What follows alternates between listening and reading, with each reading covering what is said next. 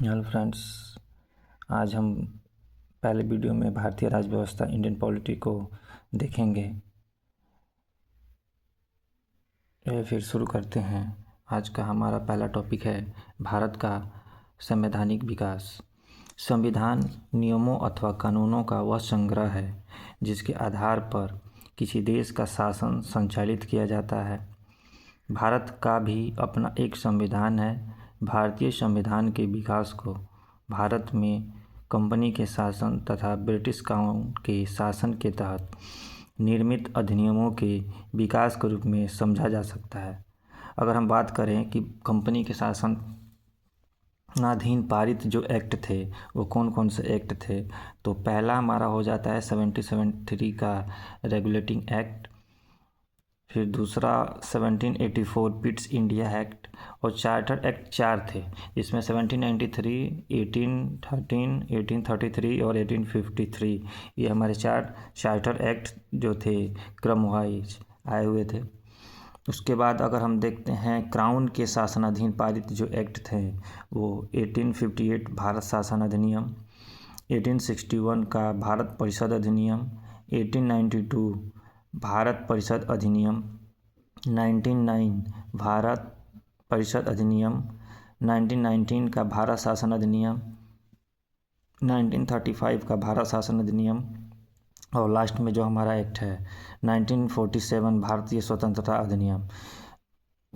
आइए हम फिर विस्तार से देखते हैं 1773 का रेगुलेटिंग एक्ट के अधीन कौन कौन से चीज़ें हैं जो पारित की गई। इस अधिनियम के द्वारा भारत में ईस्ट इंडिया कंपनी के शासन पर ब्रिटिश सरकार का नियंत्रण स्थापित किया गया।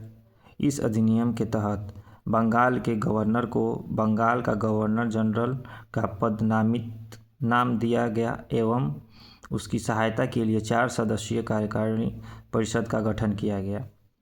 इस व्यवस्था के तहत वारेन हेस्टिंग बंगाल का प्रथम गवर्नर जनरल बना। इस व्यवस्था के तहत मद्रास एवं बम्बई के गवर्नर को बंगाल का गवर्नर जनरल के अधीन कर दिया गया। इस अधिनियम के तहत 1774 ईस्वी में बंगाल यानी कलकत्ता में एक उच्च न्यायालय की स्थापना की गई, जिसमें एक मुख्य न्यायाधीश तथा 3 अन्य न्यायाधीश थे। नोट में याद रखिएगा, इस उच्च न्यायालय के प्रथम मुख्य न्यायाधीश सर एलिजा इम्पे थे, जबकि 3 अन्य न्यायाधीश चैम्बर्स, लिमेस्टर तथा हाइड थे। अभी हमारा लास्ट पॉइंट है, इस अधिनियम के तहत कंपनी द्वारा भारत की राजस्व, नागरिक और सैन्य संबंधी समस्त सूचनाएं ब्रिटिश सरकार को देना आवश्यक हो गया। अब हम 1781 का एक्ट ऑफ सेटलमेंट देखते हैं। इसके अधीन कौन सी चीज़ें हुई। रेगुलेटिंग एक्ट की कमियों को, जो भी हमारे रेगुलेटिंग एक्ट में जो कमी थी उसको दूर करने के लिए इस अधिनियम को लाया गया। इसके तहत कलकत्ता सरकार को बंगाल, बिहार तथा उड़ीसा के लिए भी विधि बनाने का अधिकार प्रदान कर दिया गया। अब हमारा है पिट्स इंडिया एक्ट 1784। इसके तहत भारत में कंपनी के कार्यों एवं प्रशासन पर ब्रिटिश सरकार का पूर्ण नियंत्रण स्थापित हुआ। इसके द्वारा कंपनी के व्यापारिक एवं राजनीतिक कार्यों को एक दूसरे से अलग कर दिया गया।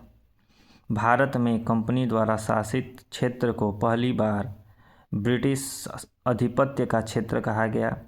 भारत में द्वैत शासन की शुरुआत हुई जो 1858 तक विद्यमान रही। कंपनी के वाणिज्य संबंधी मामलों की देख रेख के लिए निदेशक मंडल यानी बोर्ड ऑफ डायरेक्टर्स की अनुमति मिली, जबकि राजनीतिक मामलों के लिए नियंत्रक बोर्ड ऑफ कंट्रोल का गठन किया गया। आइए हम देखते हैं भारत के प्रथम अंतिम या गवर्नर जनरल या वायसराय कह सकते हैं।